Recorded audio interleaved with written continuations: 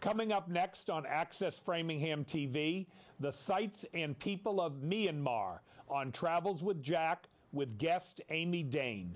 Stay tuned.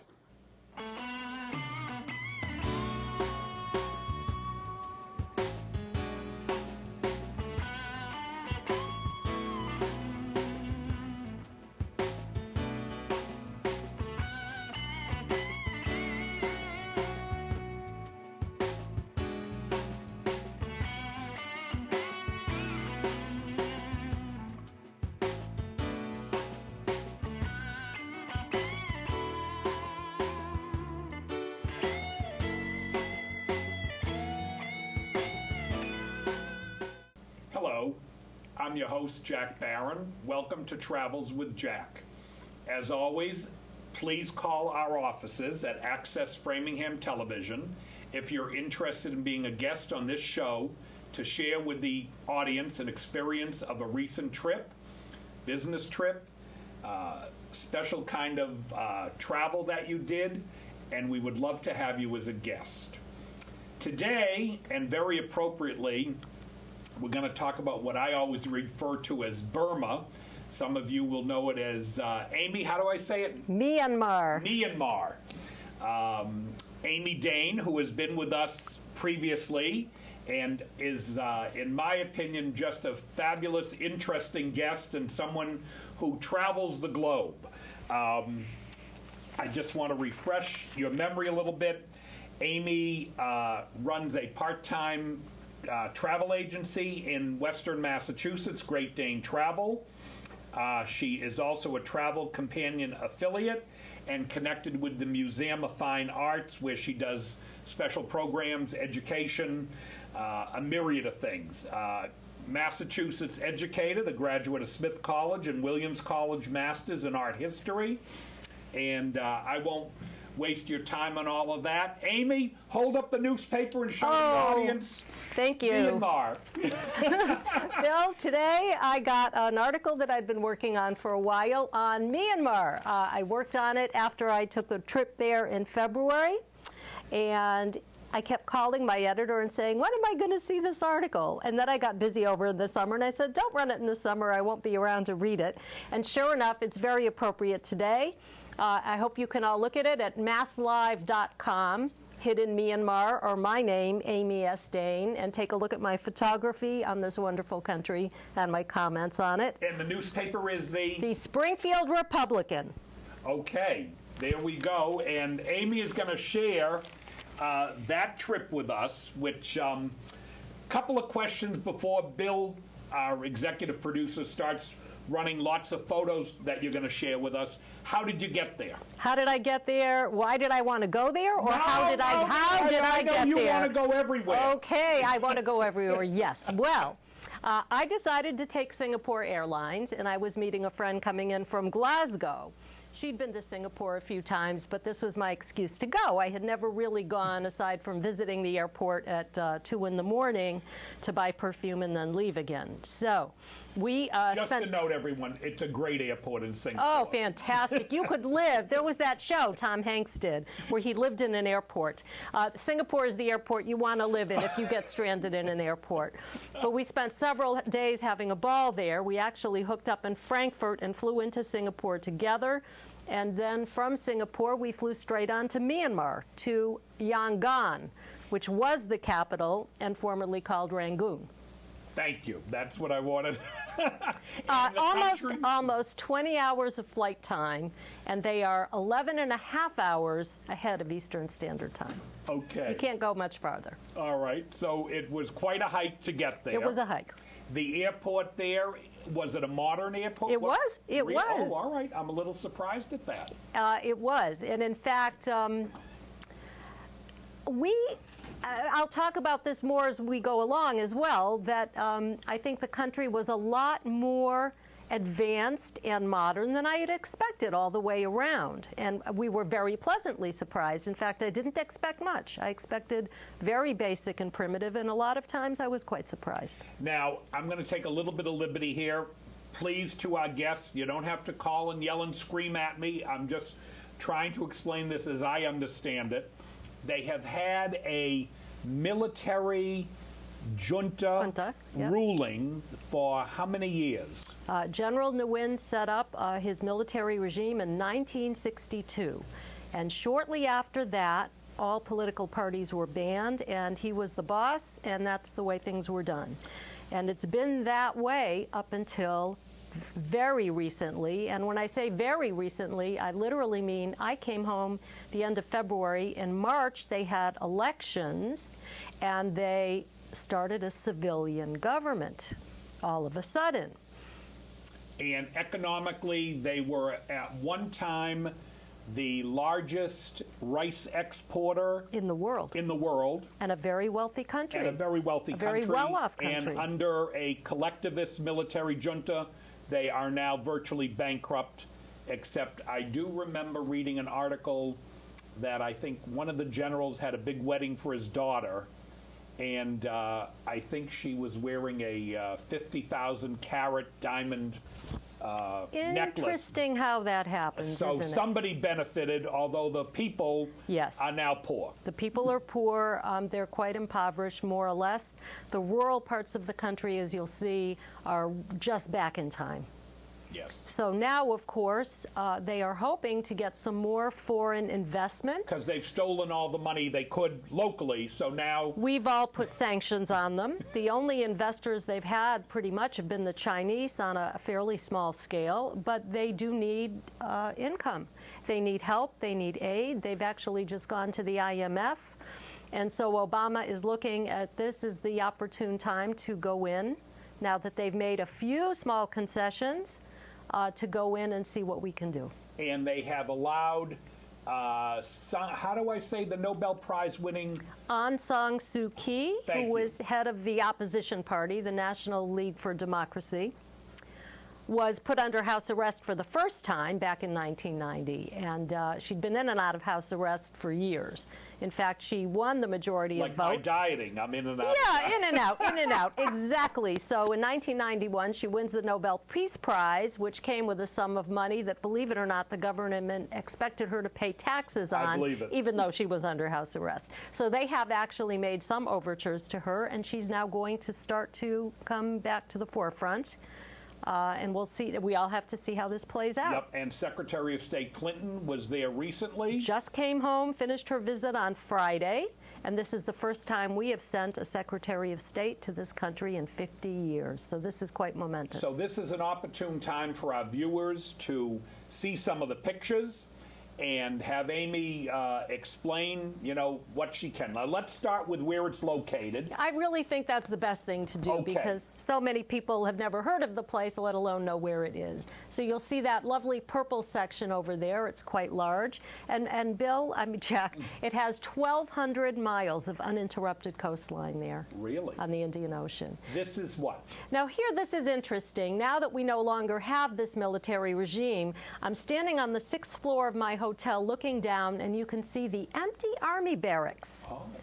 Since, of course, the government has now vacated and moved the capital to Naypyidaw, a new city entirely, and has vacated Yangon as the capital city. So you How see the was remnants hotel? here. How was your hotel? Well, we'll be seeing that. And this is another that we see coming up, which we took to be the abandoned Parliament building in okay. Yangon. Okay, All this is from the rooftop, and here we are at our hotel. Now, we see a wedding here between a British man and a local woman, and this is the very first thing we encountered in this country upon our first hotel at the Parkview Summit Hotel. And elegant as he looks, until we looked down to see that he was wearing flip-flops. But they had to see, look, a beautiful wedding ceremony. It does look beautiful. And this is just it. We were surprised to find the kind of affluence here that we didn't think there was. This is a hotel geared for business people. They had internet. Of course, for us, it never worked. They had a pool. They had banquet halls. This the pool is looks different. lovely. Now I'm going to slow down a little bit here. Now we are in Bagan. And again, I show you this lovely resort pool in Bagan just to show you how much nicer these accommodations were than I would have ever expected. Do you recall what you paid for a night at this hotel? We didn't pay. I was on a tour company, but the last business hotel in what was the capital city was $40 a night. Oh, Repeat that. $40 a night.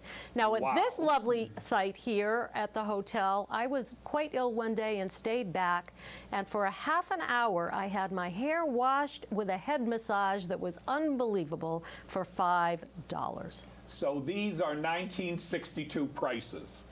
Oh, yeah. I mean, what a place.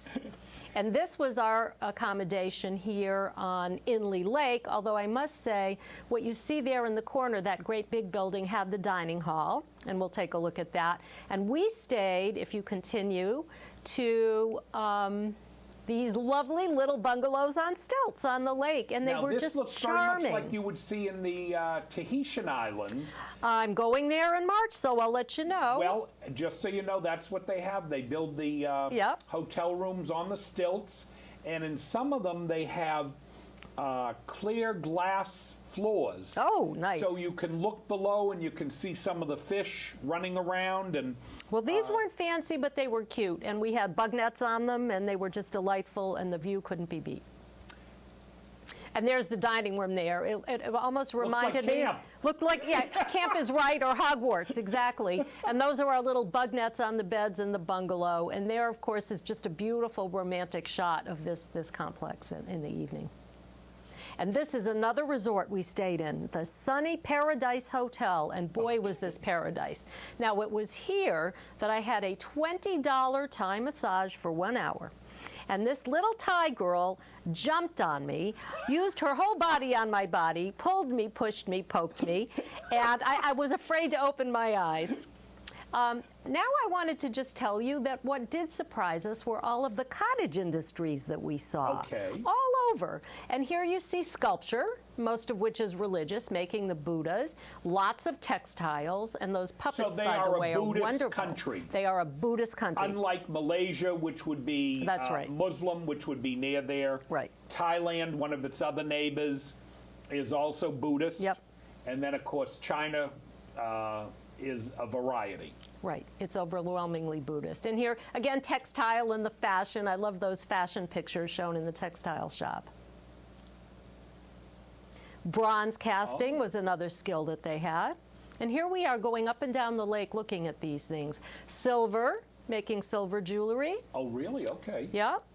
And this is, Lacquerware is a big deal. are these all exports, or do they use them mostly within the country? I think they're pretty much used within the country and Okay. certainly made for tourists who want to come by and buy anything. Lacquerware is a lovely art, and I must say they make some beautiful things there. Did you buy some lacquerware? I bought small pieces that weren't best quality, more souvenir types of I things. got you. More souvenir. Here's, they do a lot of painting. You'll see all kinds of painting everywhere. Here's what I bought, and this is hysterical. Now, these are umbrellas, and you can see from the man working on the umbrella just how huge these are. And I fell in love with these great big umbrellas on a wooden pole, and they are waterproof. Now, there he is still doing the calligraphy on them, and I bargained So away. these are hand-painted Hand-painted. umbrellas. I got carried away. Bill, Jack, I don't know why I'm calling you Bill today. Bill's our executive producer. It seems, that's all yes, right. of course. Now, I bought 5 of these huge umbrellas, Wow. and I ended up paying about $8 a piece. And are they paper mache, or are they Oh, canvas, or what? they're paper, but they are waterproof, and I just have to tell you that they packaged them up for me, and I put them up on top of the bus for a few days. And sure enough, when I went to grab the package, I had grease spots all over the package. These things, to make them waterproof, they use diesel and butter. So the butter is melting through my brown paper, and it stunk. And I come to the hotel thinking I have to store this package for a few days until I hit the plane, and how am I going to get this through customs? And they were so nice to me, and they helped me mask tape the whole package so you wouldn't Diesel, see oil, the and spots. butter. Right. So Okay. I come home, open the package, and open these great big umbrellas. Mind you, it's February, so I do this in my basement to dry. And my basement stunk like diesel. Is this one of the For artists? a month. This is the man who was an artist, and he sold them to me. He was so cute. And he said, he asked for his picture, so I sent him his picture. And I wish I had somewhere to hang them. Now, They're gorgeous. They are of the tribe, I don't know if that's the right word, Buma? people? Majority of people in Myanmar are Bamar. Bamar. B-A-M-A-R, the Bamar people. And they speak Burmese They as speak the Burmese. language. Yes, that's right. Okay. Gold leaf is a really interesting thing, and we saw a wonderful demonstration, and we'll go slowly because they outline the steps, how to make the gold leaf. And they say making a gold ribbon from a single solid gold. I love the English here. You have to beat this, and they beat it and they beat it for 30 minutes, the first time beating they call it. Okay. And then they break it up and cut it into the 6 pieces. And then they increase the size again by taking a little piece and beat it some more for another 30 minutes, okay, second time. And then they beat it for 5 hours for the third time. 5 hours of beating till they get this thin, thin, thin layer of gold leaf. And then they finally package it up into squares. And then you'll see the people there packaging them up into these nice little tied squares. You can buy it. But all over the country, you will see people gold leafing their monuments and everything. And the reason I focus on this, Jack, is because Myanmar is known as the golden country, the golden land. And everything is gold. Their jewelry, really? their monuments, their musical instruments, they love gold. And so I wanted to take the time to show you how they make the gold leaf. And speaking of gold, we have this beautiful gold stupa as part of the Shwedagon Pagoda in Yangon. And this A stupa is a what? stupa, not stupa, stupa. Stupa. A stupa is a monument very particular to Buddhism. It was a shape that once was thought to contain the relics of the Buddha. Okay. So you will see this form of a stupa in many Buddhist monuments. And this is where you saw Hillary, if you remember the other day, gonging the bell at the Shwedagon Pagoda. And the complex, though, it's not just that one beautiful stupa, but it is 12 acres worth of a complex. And around the complex are 60 more golden stupas. Really? And you walk through this and you see people praying and making offerings. It's just unbelievable. We spent a good part of a day there. Here is a monk praying. I love that face. And people washing. You saw Hillary also pour water over the little Buddha statue 11 times. And I don't know what the significance of 11 times is.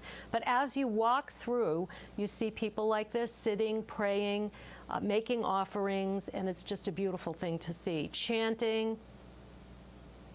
It does. It looks. Oh. But the funniest thing is you see in this country Buddhas of every shape and size, and this particular one, or 2 different ones I'm showing you, have flashing neon halos. You gotta love it. Flashing neon halos. Couldn't resist that. And here you see the Shwedagon at night. And this is, again, from the 6th floor of our hotel, looking at it at night. How tall would you say it is? Oh, tall, tall, tall. But I want to tell you that the orb and the top vein that you see is studded with 1,800 carats of diamonds. Really? Of diamonds. This thing is huge, but there is a bigger one in another city called Bago. So everywhere you go, this is another religious site called Golden Rock. And look at that. Covered in gold. Covered in gold, and you see the little stupa shape on the top. And it's a pilgrimage site because once upon a time, a hermit brought the king a hair of the Buddha. And he said all that he asked in return was that the hair was enshrined over a boulder that looked like the shape of his head or something like that. And so you make a pilgrimage to this very holy site. Now, to get there, we went by bus way, way up a mountain called Mount Keikyo, I think. But then we had to cram in these little local buses. And when I tell you cram... Is the bus what I might call a truck? This is a truck. You see the little steps to get in. I do. Is that the bus? That's a quote. First we took the bus. Then we cram into this truck. And when I tell you how many sardines can you fit in a can, you were merged with the 4 bodies around you. You couldn't see out and there was nothing to hold. And this truck started veering around curves with the finesse of a roller coaster. And up we went, and it was a joyride that I hope never to have to take again. Well, I know you come from the hometown of Peter Pan Bus Oh, Company, heavens. so you and should out share with them. we spewed out of this truck, But truck, yes. And then from there, we were not done. Because you have to understand that to make a pilgrimage, it's the effort in getting there that is as at least important as actually being there once you're there. So from there, we were offered sedan rides where 4 men will carry you up the rest of the way. Oh, like Cleopatra. Now, I want you to entrance. know, I would never, ever do this, except that I had such bad bronchitis I could barely breathe. And I could not exert at all. I was quite ill. This is your entrance into Rome to see Caesar. This is my entrance, and you see my good buddy Margaret next to me, and this was $8. These poor 4 guys made $8 carrying me up and down. And every so often you see them switch positions or trade off with some other people, but you really, when you see that very heavy people, who are usually the ones that pay for these things, being tugged by these men, you feel so guilty. But it is something for the local economy. They tell me it's $16, Jack. They might. We need 8 men to carry you.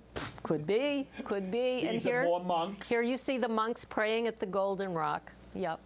It's a very, very big pilgrimage site. And how spectacular is that?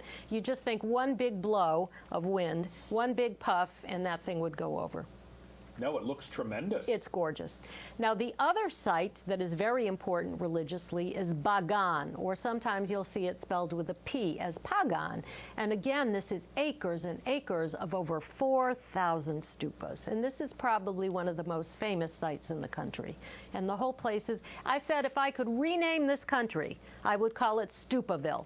Now, how did you travel? Well, this is all pictures of Bagan? This is within. That's in Bagan, yes. And how did you get from Rangoon or Yangon to these places? Yes. We actually had a very comfortable bus and a full group of 16 people, okay, mostly Australians. And although the bus was comfortable, I have to say we had some air conditioning. What isn't comfortable is that even the paved roads, few and far between that they are, feel like bumping along on dirt roads. Okay. So potholes, everything. So nothing's terribly comfortable after all. Would you say your recommendation to our viewers might be go with a planned tour? It's much easier to get. Oh, absolutely. In these I think so. I think so. So unless you're a young kid with a backpack. But could you easily rent a car and do the same kind of trip, or you think it would have been tough? I think it might be. Okay. I think it might be. I can't say you couldn't do it, but it's easier this way, I think. Okay. Now this is more... That was where we left off in Bagan, and we did have a beautiful time looking out over a sunset, climbing up one of the main temples there. The stuff looks like it's in pretty good condition. No, a lot of it is not, and the government doesn't put much into it. They do reap the benefits of the entry fee you pay, but here is where I liked so much more. And here, we're going to a site where we're walking through this covered arcade lined with shops, and then we come out, and we see this. And this was a small area of really over 1,000 stupas from the 11th to the 18th century, and they were mostly in ruins, but they were tiny, cute little temples, and you can see the trees just growing right out the top. Yes, yeah. It's just in the middle of nowhere. The carvings were stunning, just stunning. It's a shame to see them not being kept up, but I loved this site. It was my size. You can see literally my size, because here I am in the doorway of one of the little temples. And now, I just found that much more charming. A UNESCO World Heritage Site? Bagan is, yes. Bagan is, yeah. So they are getting some financial assistance to help maintain? I believe so. Oh, well, that's good, because, you want these things to remain. Yeah. Now what I'd like to show you is we're going to go from city to country to lake to ocean. And this is the city of Yangon, what was the capital. And interestingly enough, you are not allowed to honk your horn in Yangon. Okay. So it's a fairly quiet and nice place, unlike some of the other cities that you'll visit. And everything you see is done on the street. They eat on the street, they cook, they buy, they sell. All of this is just on the street. The flowers. This woman is looking over some dried salted fish that I can't say smelled too good in the heat. But life takes place on the street. Tell me a little bit about the food. This looks like it was a British... Ah, yes. Well, we'll talk about the food. How about we'll do that in a little bit? When you can When I squeeze it can. in, Okay. talk to me. Yes, this will definitely smacks of European colonialism. Yep. And that is the High Court, and it is a splendid building. But if you continue on and you look at some of the other ones, you'll see that a lot of them are really falling into disrepair. Yeah, I see it. And my fellow travelers and I, the British absolutely, look at this. This is a sidewalk. Talk about disrepair. We definitely got the feeling that once the government pulled out of Yangon in 2006, to build their new digs in Naypyidaw, that they really weren't paying a whole lot of attention to the upkeep of Yangon, which is a shame. And now we move on to the country. And once you leave the bustle of the city, this is life. Water buffalo, people using plows, wooden plows, bullocks. It's all done by hand, everything, sowing, planting, and it's just as it was many thousands of years ago. Seems like nothing ever changed. People bathing in the river, hanging out their laundry to dry. It's a whole nother world. Look at the huge carts of hay. And everything done by the bullocks. Very rural and beyond very, just so rural. It's such a contrast from the country. And of course, all over the world, women do nothing but carry things on their heads. And I'm thinking of doing a photography exhibit on that, carrying on their heads, or just how we carry. This is interesting too. They have these little irrigation canals, and they build these little bridges over them that consist of literally, it's like walking a tightrope where you have one beam of wood and you can hold two sides in a sort of a V shape, but so primitive, yet it works. Well, plus they're... And this is, I love this. I mean, you just can't imagine how this thing is ever going to get anywhere in one piece. But this is the country, and this is what goes on here. Well, it is picturesque. It certainly is. Yeah. But I look at those little bridges, I said, they're not going to have Jack cross them because the thing would cave in. And there's no such thing as excuse me, not to call you fat, but an overweight person in these countries. Oh, really? It just you doesn't found the happen. people thin? Absolutely, yeah. And the food, you know, I was going to say, anybody who wants to lose weight, this is the destination. And the food is great, let me tell you, great. But if you love your red wines, you're not going to get them. We stick to an occasional beer, which is fairly tasteless, and therefore you wouldn't want that much of it. They eat small portions, little bits of protein and fish, and they're bigger on rice and vegetables, and it's just white rice. And the vegetables are marvelous, the spices are marvelous, but you can't overeat. I never lose weight on a trip, and I lost 4 pounds. I was so excited. So you would say this was not necessarily the cuisine you might get in Malaysia or Thailand. Thailand, I love the food. And it was just, well, I wouldn't say as good here, but very good. And you could eat and enjoy it. But not a lot of chicken, not a lot of pork. No, that's a luxury item. They're luxury items. You didn't People get don't those eat big prawns. They're famous. They had them, but they don't eat the way we eat. They don't eat as much as we eat. Yeah.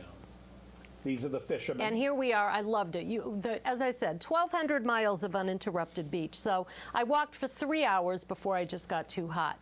And here you see the fishermen in the morning, which is great. And then you'll also see people playing on the beach. Here are these, older guys just hanging out. And notice the Asian women there swimming. They swam in their clothes. These were a bunch of girls that were staying at our hotel. We were the only people, the Westerners, to wear a bathing suit. Really? Yeah. Oh.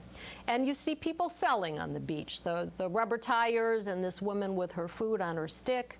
And then, of course, I love the one here where she's carrying her skewered fish on her head. That's just a dynamite shot. And you can get religion on the beach, too, by the way. Very nice. Look at that, though, a little golden rock right on the beach, and the lone monk there walking the beach. The beaches are beautiful, and there's always so much to see. And in fact, I had my head down looking for shells, and I heard some noise, and I looked up, and this is what was smack in front of my face. I had a start. Are they encouraging Westerners to build homes there, or to... Did you get a sense? Oh, I don't know if you could do that. Really? I have no idea.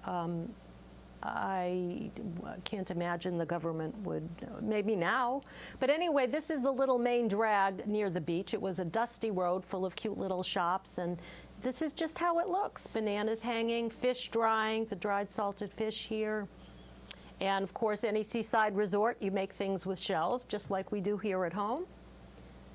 And this woman, look at that great big block of ice she's working with in her kitchen. And then the other women just visiting with each other while they're sewing. And, oh, you can have dinner at West Point. We thought that was just lovely. Dinner at West Point. And so they're showing off all their wonderful And seafood I see dishes. a lot of things are written in English. So English is the main language. There's a lot of English, yes. So language was not an issue for you? Language was not. In Good. fact, one of the good things that this repressive regime has done is make English mandatory in schools. So they do speak English. Well, that does make it easy. That's one good thing they've done. And people were so friendly. The couple over there asked us if we would like to come over. And our immediate response was, oh, we wouldn't want to bother them. But then we thought, why didn't we? We would have loved to have gone over and see how they lived. But such friendly people.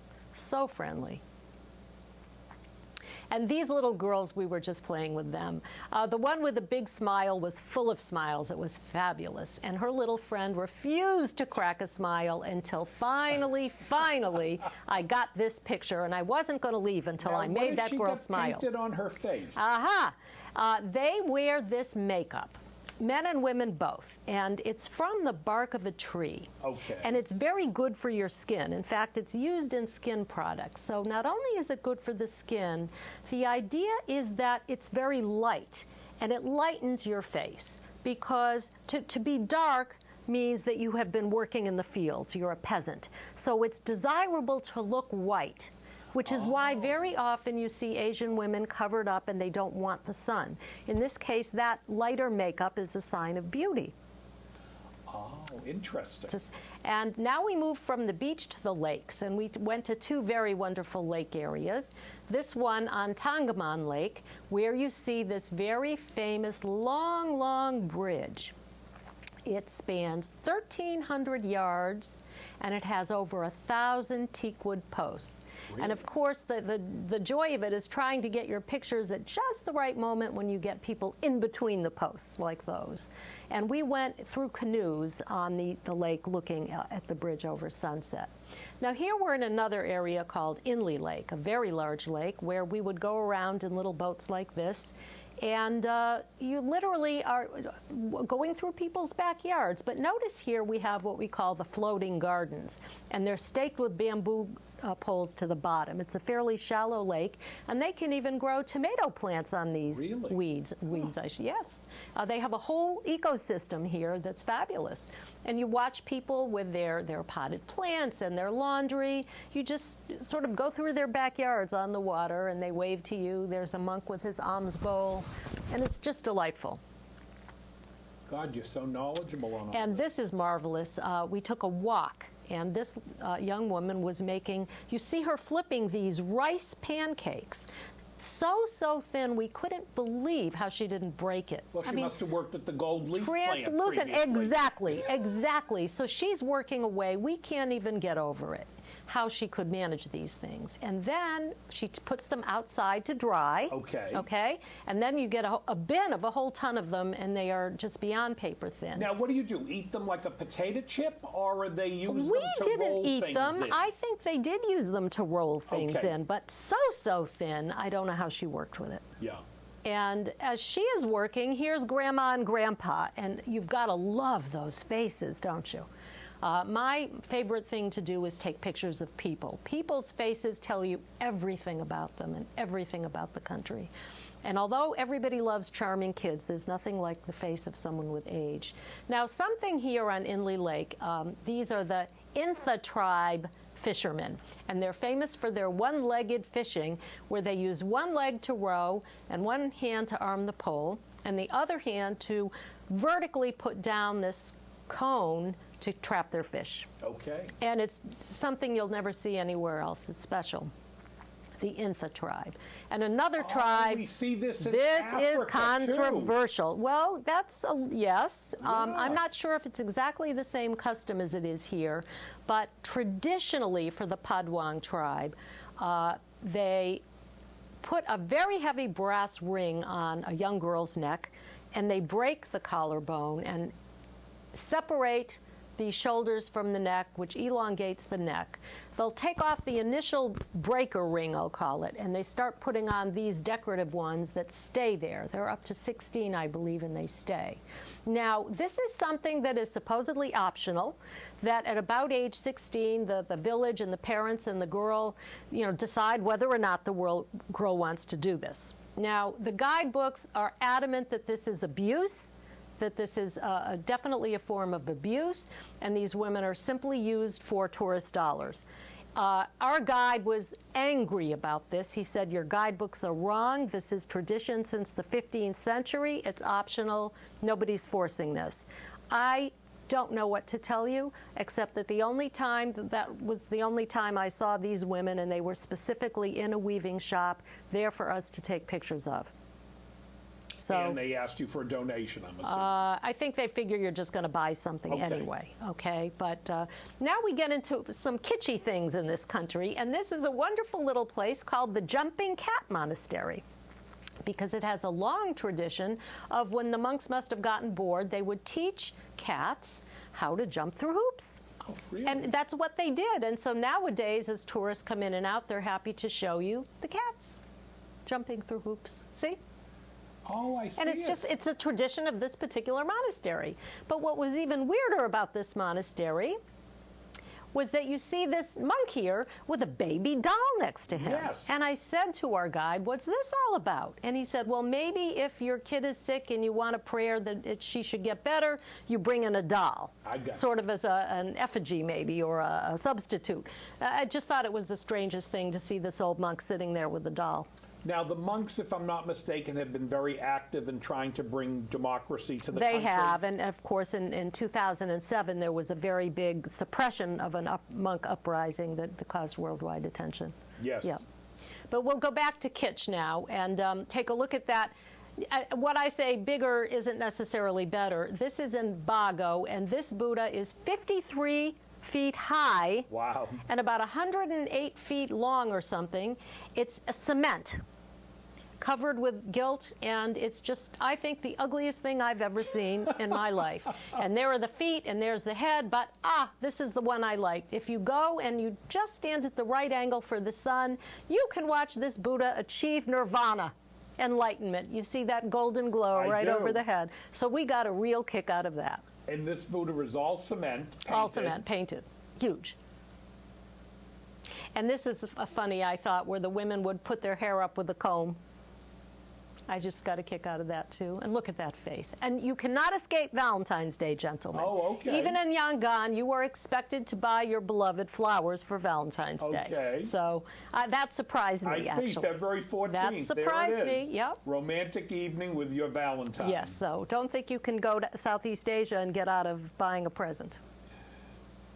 And this is how I would like to end here with my beautiful girls. Margaret and I, the very last day that we had in Yangon, had the morning before we had to go to the airport. So we picked up the Lonely Planet, and they had a walking tour of the city.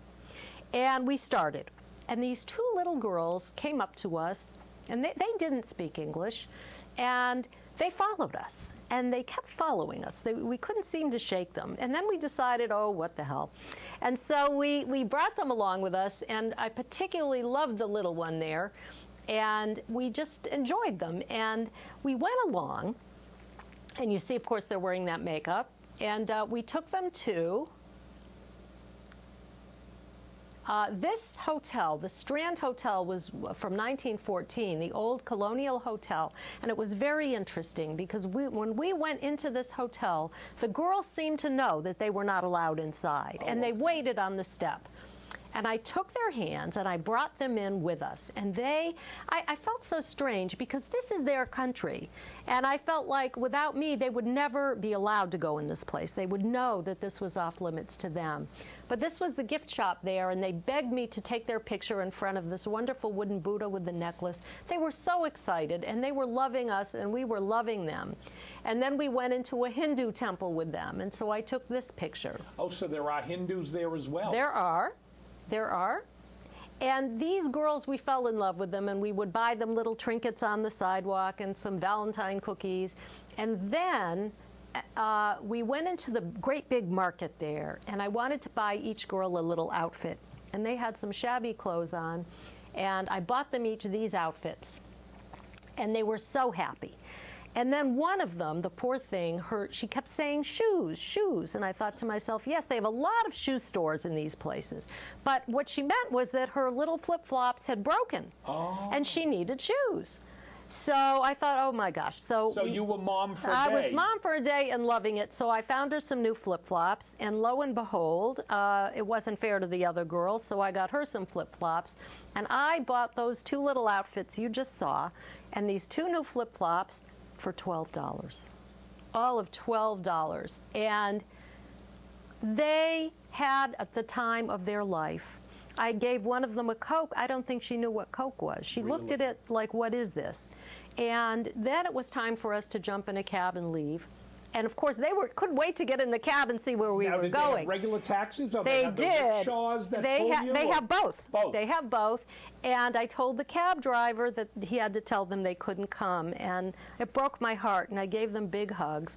But we did learn something in the market, was that those teeny little girls were actually 13 and 14 years old. Oh, really? They looked younger. And I think they were just skipping school. I think they were debating among themselves. They did better with you than they would have been. And we loved them, and the stupidest thing I've ever done was not stick a card in their hand as to how they could get in touch with me, and so that I could have kept in touch, because oh, that would be interesting. I love those girls, and I miss those girls. Huh. And that was my special experience just as I was about to leave the country. Now, tell me a little bit more. So you... the accommodations, would you say the hotels were fairly well kept, clean, modern? What was your sense of the hotels? Now, mind you, I was on a budget trip, so I don't expect much. Okay. Okay, I've seen it all. So you'd say up front this was I've seen it all. A value tour you took? Yes, but I think the accommodations were well above what I expected, given that what I really? paid. Oh, yeah, I was pleased. And I think you can probably even go nicer. There are luxury trips that will take you and give you the very best there is. That's not the way I went or intended to go. But yes, things were clean, and we never had any problem. I was very comfortable. Yeah. No, it sounds like it was a lovely, lovely trip. Now, did you come back home after you finished with Myanmar, or were you No, it? No, it was time to come home. February vacation. I'm still on public school February vacations, and my kids were coming home. So I was very lucky, though, to get my 4 days in Singapore on the way over, and that was exactly the time that Egypt started to have trouble. That was the beginning of what was then going to be known as Arab Spring. And of course, I had clients on their way to Egypt, and my poor husband at home was finishing the details on getting them out of that. There was no way they could go. And had they gone a week later, they could have had a trip. Yeah. No, Egypt is, we just finished elections in Egypt this week. That's right. And I think my understanding is that the Muslim Brotherhood is gaining a very large share of the election. And that could be a problem for people wanting to visit Egypt. It's a problem even for people in Egypt. I keep in touch with a tour guide that I had there, and I've been emailing her, and she says, pray for us. Really? Yeah, they're worried. They are. Yeah. I've asked Bill, your producer, to just run through some of the faces, my favorite faces in Myanmar, just so you could see what people looked like. And you'll see a very happy people, I think, a beautiful people. There are lots of different tribes. It's amazing sometimes. Oh, look at that. That's wonderful. How they can be poor. So sometimes so they do the content. makeup with almost decorative. In a decoration. In a decorative way. They're very happy, and I wonder how much Buddhism plays into that, the being content, you know, because Buddhism is very into a way of life that's content, and people were not outwardly hostile. No, they're very friendly, but they seem to accept their position. Even in very rural situations, people seem very accepting. And I've been having fun now doing photography shows, and my particular trademark is faces from around the world. I just love people's faces. I do much better with that, I think, than landscapes, and to me, a place is about their people. So I just wanted your viewers to get a sense of how people look. This was my elephant boy. I went on a little elephant trek through the jungle, and he sang to me as we went. And then I gave him, speaking of Egypt, my shirt, balloon shirt from Egypt, from the hot air balloon ride, and he was so appreciative.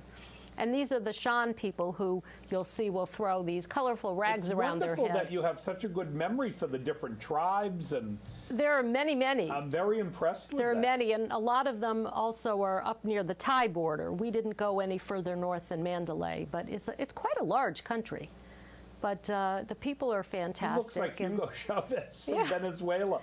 And I got some, beautiful sunset pictures. I really got wonderful pictures, and I think for people that like to take pictures, this is really a photographer's dream. There's nothing you can't get here, and I just think they're delightful. I see what you mean, though. The boys wear the makeup. They all wear it. Everybody of all ages, and it's good for you. It's good for the skin. Is this because of the heat as well? You think they wear the makeup to protect? I would think so, yeah. Out? Moisturizing, yes, and as I said, to keep a little bit of sun off the face and give the appearance of a lighter skin, which therefore is considered nicer, not to be so dark. Yeah, and the teeth. This man must have been chewing his betel nut, because as you know, they do a lot of that. It's a stimulant that will turn your mouth red. Oh, really? No, yes. I'm not familiar with it. Oh, it's terrible. You get mostly the men, but women will chew it too, and you get these big red smiles.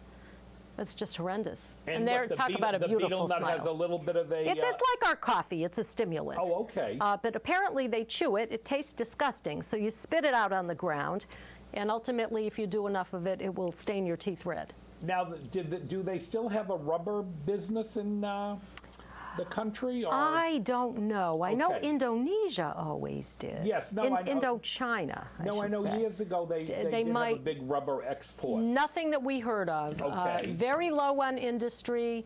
They're really now looking for foreign aid. They're hoping we will reduce our sanctions so that more of our money will flow in and give them help. Other than the crafts, that there was industry?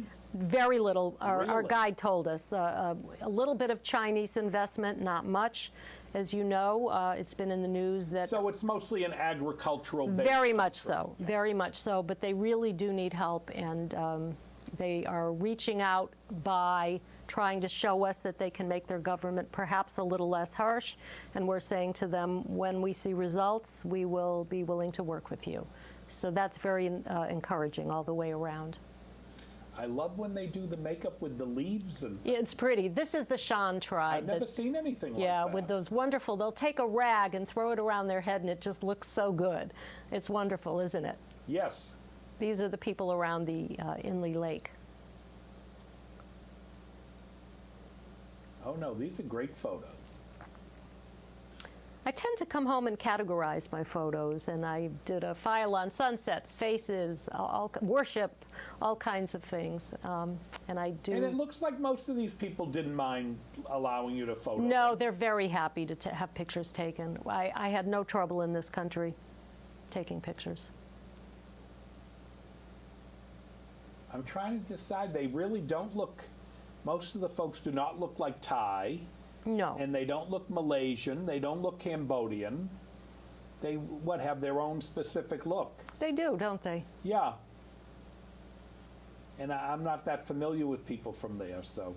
But, we had fun doing small shopping. There were little things you can buy in the markets, and it's a good time. It's a wonderful country where you can really rub elbows with people, I think.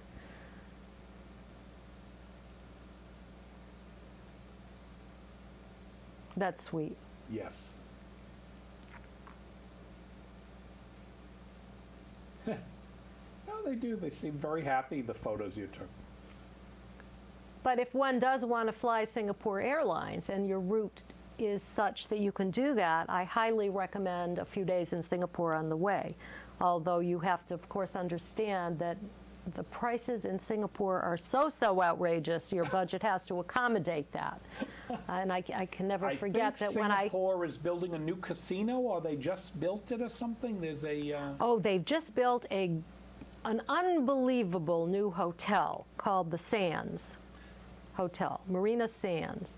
And they have what they call an infinity pool on the 20th floor. Yes, that's and what I had. you can have a peek of it and sort of take a picture of the corner of it, but you have to be a guest to be allowed in, and that is or anywhere part close. of the Sands Hotel group out of Las Vegas, Right, and you which is the Venetian and the Palazzo. You can pay $20 US dollars to go up the elevator and take views of the city, which mostly means that you're then looking back and taking wonderful pictures of the Singapore Flyer, the equivalent of the wheel in London, the big wheel. And then you can spend $20 to go around the wheel, at which point you get great pictures of the Sands Hotel. So I would suggest you pick one, not both of those. And what's wonderful about Singapore is that you have Little India, you have Little China, you've got a Muslim quarter, and there's no end to the amount of cultures that you can find in Singapore, let alone the most beautiful orchid gardens in the world. Yeah, and Singapore the is museums, very clean. Absolutely, and the museums are state of the art. We went to several museums. They have Asian civilization, a museum of the history of Singapore, beautiful museums, which I hadn't really expected. Everybody had always said, oh, there's nothing in Singapore. Wrong. You can easily spend 5 days in Singapore. Yeah. No, I like Singapore. I remember staying in Singapore and I could not get over how clean everything was. I remember the cab drivers, I think, wore white gloves. And well, what I did in Singapore was took a picture of the ladies' room in the metro because it looked nicer than any fancy hotel restroom. And this was the subway. It was pretty amazing to me. They're very famous for their fastidiousness. Right. So that will give you a little contrast, a black-white contrast to go from Singapore to Myanmar. But Myanmar is a wonderful country. It will probably open up more as they become.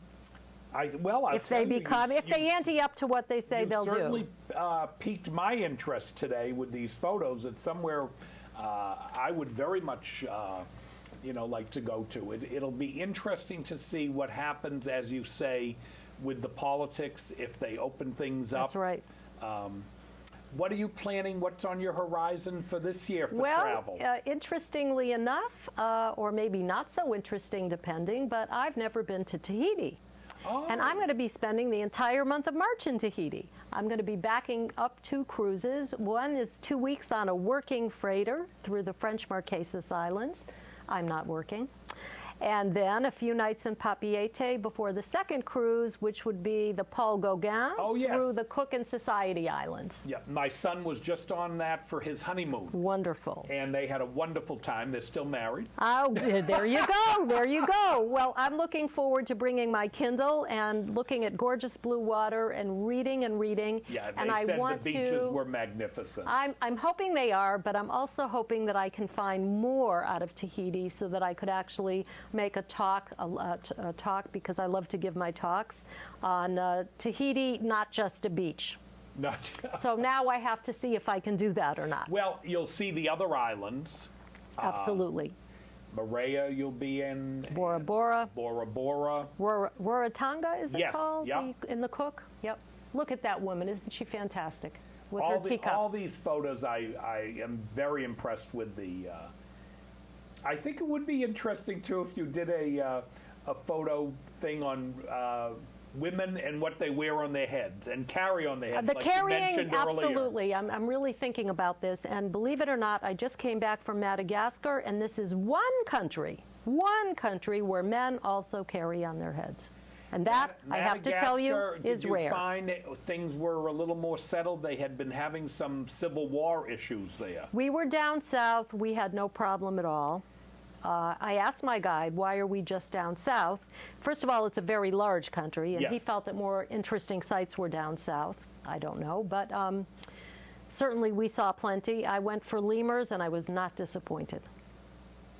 Do you have, will you come back and share with us perhaps the Madagascar trip? I That could would be great. convinced to do that. All right, we'll have to have Shirley line you up and share with us Madagascar. And I briefly went over Madagascar. At the time we were planning to go there, we were told not to stop because they were having a lot of a civil war. I know that happens, to our audience. Always check before you're ready to go. Absolutely. to some of these places to find out what's going on politically. That's right. I know Mrs. Barron and I were on a cruise plan, and we were supposed to go to Tripoli. Okay. And they... Well, there's a subject for you. I have been to Libya, and I can certainly talk about that. But I was in Sri Lanka during the Civil War, and we did have issues. We did. We had a fabulous trip, but we had to get moved a couple of times, and we were skirted around the capital a couple of times. And the checkpoints were a lot longer, and our guide was continually worried. I think he was always checking and making sure. Yeah. So he shielded us from, I think, a lot, but it ended up being a great experience, and it did end up working very well for us. These faces are all absolutely wonderful. I know it. They are. He looks like cool dude. A young rebellion. Cool there. dude. That's the, yes. the James Dean of right. the... Exactly. Exactly. And it's interesting working with people to get the pictures. How do you communicate with people that don't speak English? And these people did not. A lot of the ones you see don't speak English. How you gesture to them, communicate, and do something endearing that will allow you to get these shots. Huh. Great. Well, thank you for having me, Jack. Oh, Amy, it is always a pleasure to have you. And again, folks, remind them, Amy, if you would, of the newspaper article. Ah, yes, the Springfield Republican. Type in www.masslive.com, put in Myanmar or me, Amy Dane, D-A-N-E, and you will see my wonderful pictures and read a question and answer that I did. Thank you. And Thank we you. will see you again for another visit Great. with Travels I'd love with that. Jack. And once again, let me remind the audience that if you would like to be on the show, and you don't have to be as great a photographer as Amy. We've had other guests that are just as interesting, and the photos may not be quite as good. Those were great photos. Please get a hold of Access Framingham TV and let them know that you're interested in being a guest on Travels with Jack, because we would love to see your trip. And to all of you, thank you very much. And we enjoyed having you view with us today.